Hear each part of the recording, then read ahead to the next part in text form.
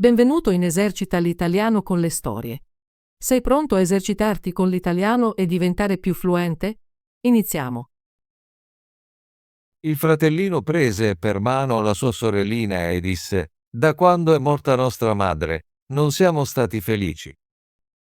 La nostra matrigna ci picchia ogni giorno e, se ci avviciniamo a lei, ci calcia via con il piede. I nostri pasti consistono solo nelle croste dure di pane avanzate. Persino il piccolo cane sotto il tavolo sta meglio, perché spesso gli lancia del cibo buono. Che il cielo ci aiuti. Se solo nostra madre lo sapesse. Andiamo insieme nel vasto mondo». Camminarono per tutto il giorno attraverso prati, campi e luoghi rocciosi. Quando iniziò a piovere, la sorellina disse: «Il cielo e i nostri cuori piangono insieme». La sera arrivarono a una grande foresta e, stanchi per la tristezza, la fame e il lungo cammino, si sdraiarono in un albero cavo e si addormentarono. Il giorno dopo, quando si svegliarono, il sole era già alto nel cielo, che splendeva caldo nell'albero. Allora il fratello disse: «Sorella, ho sete. Se sapessi dove si trova un ruscello, andrei a bere. Credo di sentirne uno vicino». Il fratello si alzò, prese la mano della sorellina e si mise in cammino per trovare il ruscello. Ma la loro cattiva matrigna era una strega. Aveva visto come i due bambini erano partiti e li aveva seguiti di nascosto, come fanno le streghe, e aveva lanciato un incantesimo su tutti i ruscelli della foresta. Quando finalmente trovarono un piccolo ruscello che scorreva tra le pietre, il fratello stava per bere. Ma la sorellina sentì che diceva mentre scorreva: «Chi beve da me diventerà una tigre. Chi beve da me diventerà una tigre». La sorella esclamò: «Per favore, caro fratello, non bere o diventerai una bestia feroce e mi dilanierai». Il fratello non bevve, nonostante avesse molta sete, e disse: «Aspetterò il prossimo ruscello». Quando arrivarono al secondo ruscello, la sorella sentì dire: «Chi beve da me diventerà un lupo. Chi beve da me diventerà un lupo». Allora la sorella esclamò: «Per favore, caro fratello, non bere, o diventerai un lupo e mi mangerai». Il fratello non beve e disse: «Aspetterò finché non troveremo il prossimo ruscello. Ma allora dovrò bere, nonostante ciò che dici. La mia sete è troppo grande». Quando arrivarono al terzo ruscello, la sorella sentì dire: «Chi beve da me diventerà un capriolo. Chi beve da me diventerà un capriolo». La sorella disse: «Oh, ti prego, caro fratello, non bere, o diventerai un capriolo e scapperai via da me». Ma il fratello si inginocchiò vicino al ruscello, si piegò e beve un po' d'acqua. Non appena le prime gocce toccarono le sue labbra, già quelli come un giovane capriolo. Ora la sorella pianse per il suo povero fratello stregato, e il piccolo capriolo pianse anch'esso, seduto tristemente accanto a lei. Infine, la ragazza disse: «Stai tranquillo, caro piccolo capriolo. Non ti lascerò mai, mai». Poi sciolse il suo garofano d'oro e lo mise attorno al collo del capriolo. Raccolse alcune canne e le intrecciò in una corda morbida. Con questa legò il piccolo animale e lo guidò, addentrandosi sempre di più nella foresta. Dopo un lungo tempo arrivarono a una piccola casa. La ragazza guardò dentro e, poiché era vuota, pensò: «Possiamo restare qui e vivere». Cercò poi foglie e muschio per fare un letto morbido per il capriolo. Ogni mattina andava a raccogliere radici, bacche e noci per sé e portava erba morbida per il capriolo, che mangiava dalla sua mano. Era contento e giocava intorno a lei. La sera, quando la sorella era stanca e aveva fatto la sua preghiera, adagiava la testa sulla schiena del capriolo, che le faceva da cuscino, e dormiva profondamente su di esso. Se solo il fratello avesse avuto la sua forma umana, sarebbe stata una vita meravigliosa. Per un po' vissero così nella wilderness.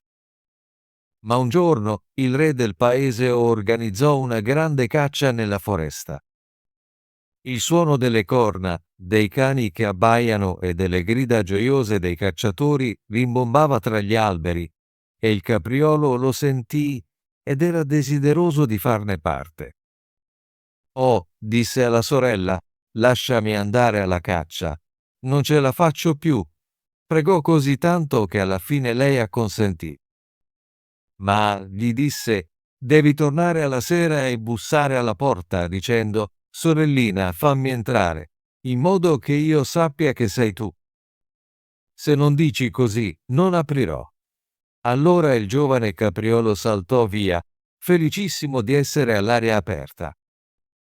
Il re e i suoi cacciatori videro la bella creatura e cercarono di prenderlo, ma non ci riuscirono, e quando pensavano di averlo preso, lui saltava tra i cespugli e scompariva. Quando si fece buio, corse verso la capanna, bussò e disse: «Sorellina, fammi entrare». La porta si aprì per lui e lui saltò dentro, riposando tutta la notte sul suo letto morbido. Il giorno dopo la caccia ricominciò, e quando il capriolo sentì il corno e le chiamate dei cacciatori, non poté resistere e disse: «Sorella, lasciami uscire, devo andare». La sorella gli aprì la porta, dicendo: «Ma devi tornare alla sera e dire la tua parola d'ordine». Questa volta, quando il re e i suoi cacciatori videro il giovane capriolo con il collare d'oro, lo inseguirono di nuovo, ma lui era troppo veloce e agile per loro. Questo continuò per tutta la giornata, ma verso sera i cacciatori lo circondarono, e uno di loro lo ferì leggermente a un piede, facendolo zoppicare e correre lentamente. Allora un cacciatore lo seguì fino alla capanna e lo sentì dire: «Sorellina, fammi entrare», e vide la porta aprirsi per lui, poi richiudersi. Il cacciatore annotò tutto e lo riferì al re. Il re disse: «Domani cacceremo di nuovo». La sorellina era molto spaventata quando vide che il suo capriolo era ferito. Gli lavò via il sangue, mise delle erbe sulla ferita e disse: «Vai a letto, caro capriolo, così potrai guarire». La ferita era così piccola che il capriolo non la sentì la mattina successiva. Ma quando sentì di nuovo i suoni della caccia fuori, disse: «Non riesco a resistere, devo andare. Non mi prenderanno così facilmente». La sorella pianse e disse: «Questa volta ti uccideranno e io rimarrò sola nella foresta, abbandonata da tutti. Non ti lascerò uscire». «Allora morirò di tristezza», rispose il capriolo, «quando sento le corna. Sento di dover saltare fuori dalla mia pelle».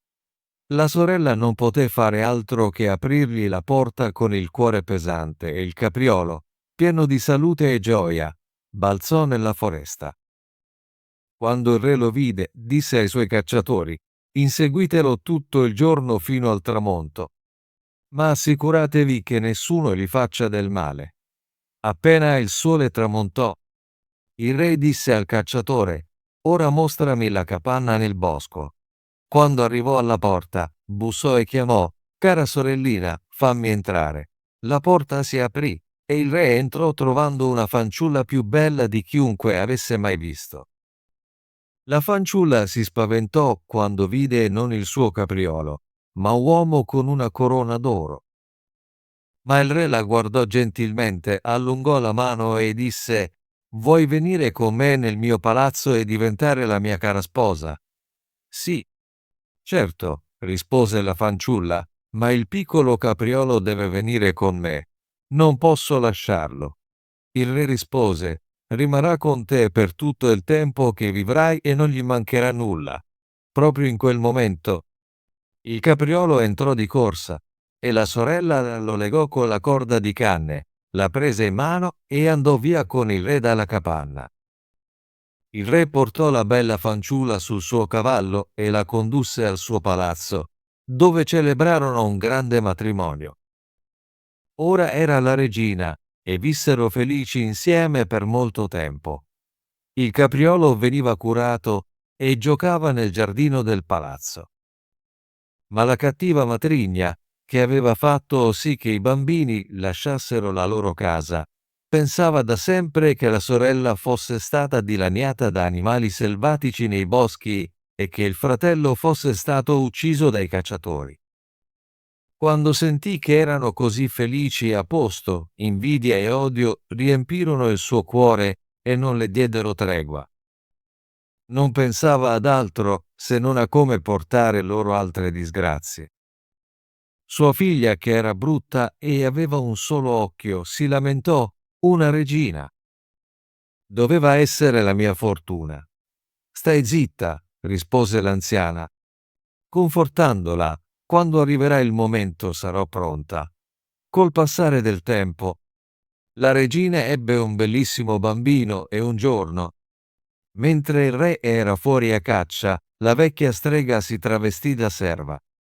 Andò nella stanza dove giaceva la regina e disse: vieni, il bagno è pronto. Ti farà bene e ti darà forza. Sbrigati prima che si raffreddi. La figlia era vicina, così portarono la debole regina al bagno e la immergerono. Poi chiusero la porta e scapparono. Ma nel bagno avevano acceso un fuoco così caldo che la bella giovane regina morì presto soffocata. Quando questo fu fatto, la vecchia mise un cuffiettino in testa alla figlia e la adagiò a letto al posto della regina. La fece sembrare la regina, ma non poté sistemare l'occhio perso. Così, affinché il re non la vedesse, doveva sdraiarsi sul lato senza l'occhio. Quella sera, quando il re tornò a casa e sentì di avere un figlio, fu molto felice e voleva vedere come stava la sua cara moglie. Ma la vecchia donna chiamò rapidamente: per la tua vita, tieni le tende chiuse. La regina ha bisogno di riposare e non deve ancora vedere la luce. Il re se ne andò, senza sapere che una falsa regina giaceva nel letto. Ma a mezzanotte, quando tutti dormivano, l'infermiera, che rimase sveglia con il bambino, vide la porta aprirsi e la vera regina entrare. Prese il bambino dalla culla, lo strinse tra le braccia e lo allattò. Poi sistemò il cuscino, posò di nuovo il bambino e lo coprì con la piccola coperta. Non dimenticò il capriolo. Andò nell'angolo dove giaceva e gli accarezzò la schiena. Poi uscì silenziosamente dalla porta di nuovo. La mattina seguente, l'infermiera chiese ai guardiani se qualcuno fosse entrato nel palazzo durante la notte, ma risposero: no, non abbiamo visto nessuno. Questo continuò per molte notti. Lei veniva e non diceva una parola. L'infermiera la vedeva sempre, ma non osava dirlo a nessuno. Col passare del tempo, la regina cominciò a parlare di notte, dicendo: com'è il mio bambino, com'è il mio capriolo. 2 volte verrò, poi mai più. L'infermiera non rispose, ma quando la regina andò via, si recò dal re e gli raccontò tutto. Il re disse: oh cieli! Che cos'è questo? Domani notte veglierò sul bambino. Quella sera andò nella nursery e a mezzanotte la regina apparve di nuovo e disse: com'è il mio bambino, com'è il mio capriolo. Una volta verrò, poi mai più. Allattò il bambino come aveva fatto prima. Il re non poteva parlarle, ma guardò di nuovo la notte successiva. Poi disse: com'è il mio bambino, com'è il mio capriolo. Questa volta verrò, poi mai più. Il re non poté più trattenersi, saltò verso di lei e disse: non puoi essere che la mia cara moglie. Lei rispose: sì, sono la tua cara moglie, e in quel momento tornò in vita e divenne fresca, rosea e sana di nuovo. Allora raccontò al re del male che la cattiva strega e sua figlia avevano commesso contro di lei. Il re ordinò di portarle entrambe davanti al giudice, e furono punite. La figlia fu portata nella foresta, dove le bestie selvagge la dilaniarono, e la strega fu gettata nel fuoco e bruciata. Non appena fu bruciata, il capriolo tornò alla sua forma umana, e la sorella e il fratello vissero felici insieme per il resto delle loro vite. Ottimo lavoro! Vuoi esercitarti con l'italiano e diventare più fluente? Iscriviti e attiva la campanella delle notifiche per non perdere nessuna delle nostre storie gratuite in italiano. Ci vediamo nel prossimo video.